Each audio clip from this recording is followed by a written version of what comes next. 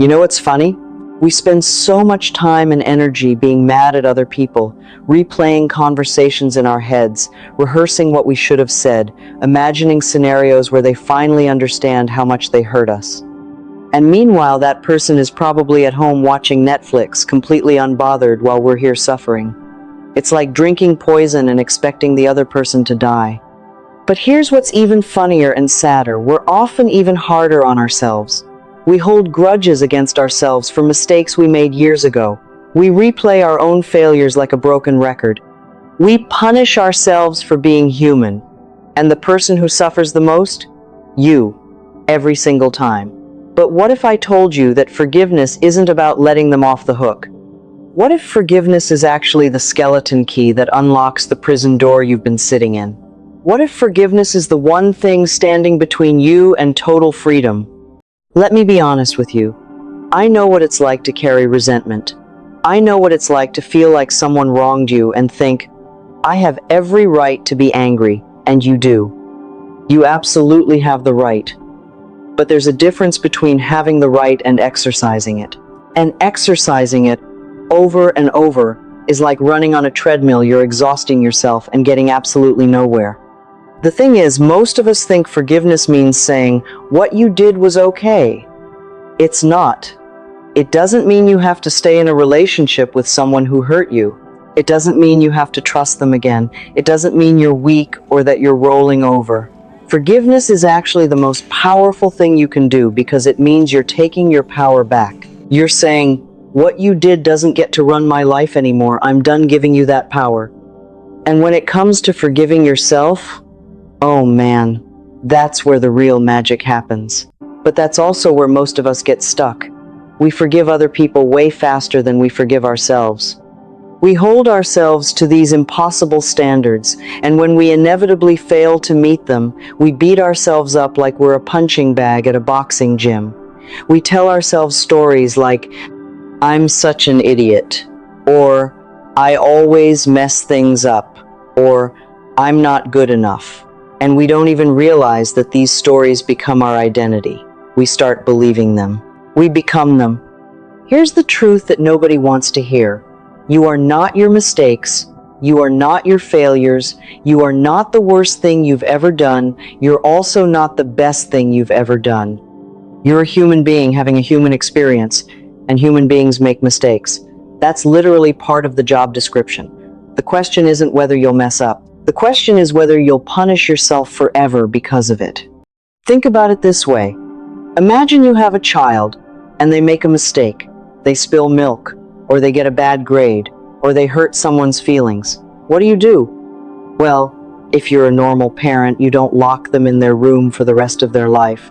You don't bring up that mistake every single day for the next 10 years. You don't tell them they're worthless. You guide them, you help them understand, and then you move on. But we never do that for ourselves. We treat ourselves like we're the worst person in the world. We're harsher to ourselves than we would ever be to anyone we love. So why do we do this? Because somewhere along the way, we learned that we had to earn our own love. We learned that self-criticism was the path to self-improvement. We learned that beating ourselves up was the same as holding ourselves accountable, but it's not. Self-criticism is just self-sabotage dressed up in productive clothing. It doesn't make you better. It makes you bitter. Here's what I want you to understand. Forgiveness is a gift you give yourself. It's not about them. It's not even about letting them off the hook. It's about unhooking yourself. It's about taking the weight off your shoulders so you can actually move forward. Because right now you're carrying around this heavy backpack full of resentment, anger, shame, and regret, and it's exhausting you. It's literally slowing you down. It's making you sick. It's affecting your relationships, your work, your sleep, your mood. And the only person who can put that backpack down is you. So let's talk about how to actually do this. Because I know it sounds nice in theory, but in practice it feels impossible. It feels like betrayal. It feels like weakness. It feels like you're saying that what happened didn't matter. But forgiveness isn't any of those things. The first step is acknowledgement. You have to actually acknowledge what happened and how it made you feel. Don't skip this part. Don't try to be the bigger person and move straight to forgiveness without actually feeling your feelings first. That's spiritual bypassing, and it doesn't work. So sit with it for a minute. Feel it. If you're angry, be angry. If you're hurt, be hurt. If you're disappointed, be disappointed. Write it down. Say it out loud. Cry if you need to.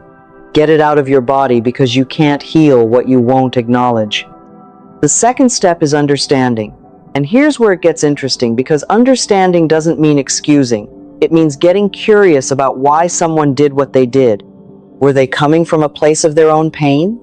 Were they operating from their own limiting beliefs? Were they doing the best they could with the information and emotional tools they had at that time? Most people who hurt others are hurting themselves. Most people who lash out are scared. Most people who betray you are dealing with their own stuff that has nothing to do with you. Understanding this doesn't mean it was okay. It just means you can stop taking it personally. And when you stop taking it personally, the sting loses its power.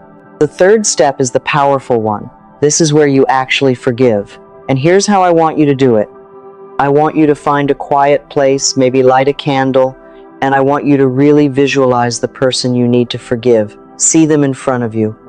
And then I want you to say something like, I forgive you for doing what you did. I forgive you for the pain you caused. I release you from my judgment, and I release myself from the need to punish you or me. I'm free. You're free. We're both free. Say it out loud. Feel it in your body. You might feel relief. You might feel sadness. You might feel absolutely nothing the first time, and that's okay. This isn't about forcing an emotion. This is about making a choice. Now, here's the thing about forgiving yourself, because that's often the hardest part. You have to do something radical. You have to treat yourself like you would treat a really good friend. You have to talk to yourself the way you would talk to someone you love. So if you made a mistake, instead of saying, I'm so stupid, say, I made a mistake, and that's okay. I'm learning. Instead of, I always mess things up, say, I did my best in that moment with what I knew, and I'm doing better now. Instead of, I'm not good enough, say, I am exactly enough right now as I am.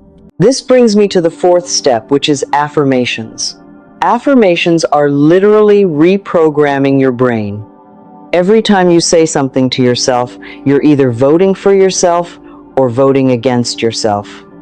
So I want you to choose affirmations that support forgiveness and self-love. Things like, I forgive myself completely. I deserve my own compassion. I release the past and move forward with love. I am worthy of forgiveness. I love and accept myself unconditionally. Say these every morning. Write them down. Repeat them until they start to feel true. The fifth step is making amends if necessary. Now, this doesn't apply to every situation. If someone is toxic or dangerous, you don't owe them anything. But if there are people you've hurt and you genuinely want to repair the relationship, then you need to take responsibility. Apologize sincerely. Don't make excuses. Don't say, I'm sorry if you were offended. That's not an apology. That's a non-apology apology. A real apology sounds like, I was wrong. I hurt you. I'm sorry. Here's what I'm going to do differently. And then actually do it differently. The sixth step is boundaries. Forgiveness doesn't mean you have to let someone hurt you again. Boundaries and forgiveness go hand in hand. You can forgive someone and still choose not to have them in your life. You can forgive someone and still be cautious about trusting them again. Forgiveness is about releasing your anger and resentment. Boundaries are about protecting yourself. Both are acts of self-love. The seventh step is letting go of the story. See, we don't just hold on to the event. We hold on to the story about the event. That person betrayed me, which means I can't trust people, which means I'm going to end up alone. Or I failed at that, which means I'm a failure, which means I should never try again. We weave these narratives that become our identity. But here's the thing. The story isn't true. It's just a story. And you get to rewrite it. You can say, that happened, It was painful, and I survived it, and I'm stronger because of it.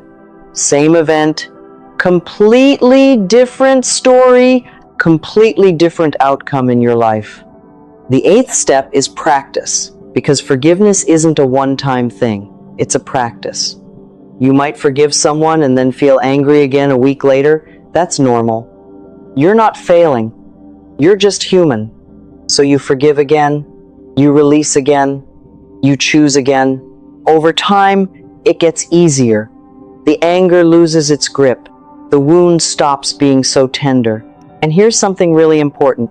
Forgiveness doesn't erase the past. The person who hurt you is still someone who hurt you. The mistake you made is still a mistake you made. But forgiveness changes your relationship to it. It takes the power away. It transforms the past from something that's running your life into something that's just part of your story. Let me tell you what happens on the other side of forgiveness. You get your energy back, you get your focus back, you get your joy back. All that energy that was tied up in anger and resentment, it's suddenly available for things that actually matter. For dreams you want to pursue, for people you want to love, for the life you actually want to live. You sleep better, you're less anxious, your relationships improve because you're not bringing all that baggage into them. People want to be around you because you feel lighter. Your health improves because you're not constantly in a state of stress. Your business improves because you're not operating from a place of fear and defensiveness. Everything shifts when you let go of the need to hold a grudge. But here's what I really want you to hear. Forgiveness doesn't mean you're saying what happened was okay. It means you're saying you're okay. You're not broken. You're not ruined. You're not defined by what happened to you or what you did. You're defined by how you choose to move forward. So here's what I want you to do right now. Not tomorrow, not when you feel ready, right now. Pick one person you need to forgive. Could be someone who hurt you, could be yourself. Pick one person. And I want you to do the visualization I talked about. Find a quiet place, close your eyes, see them, and say the forgiveness statement. I forgive you for doing what you did. I forgive you for the pain you caused. I release you from my judgment. And I release myself from the need to punish you or me. I'm free. You're free. We're both free. You might feel something shift immediately, or you might not feel anything at all. Either way is fine. This is a seed you're planting, and seeds don't sprout overnight. But I promise you, if you keep watering it, if you keep coming back to forgiveness, if you keep choosing freedom over resentment, your life will transform. The freedom you're looking for isn't out there somewhere. It's not something that's going to arrive when all your conditions are perfect. It's available to you right now. It's available through forgiveness, through choosing yourself, through deciding that you're worth releasing the past for, through understanding that holding a grudge is like holding yourself hostage, and you have the key to set yourself free. You deserve that freedom. You deserve to move through life without carrying around all this weight. You deserve to sleep at night without replaying conversations. You deserve to feel light and free and open to good things. And the only person who can give that to you is you. So let's start now. Forgive, release, free yourself.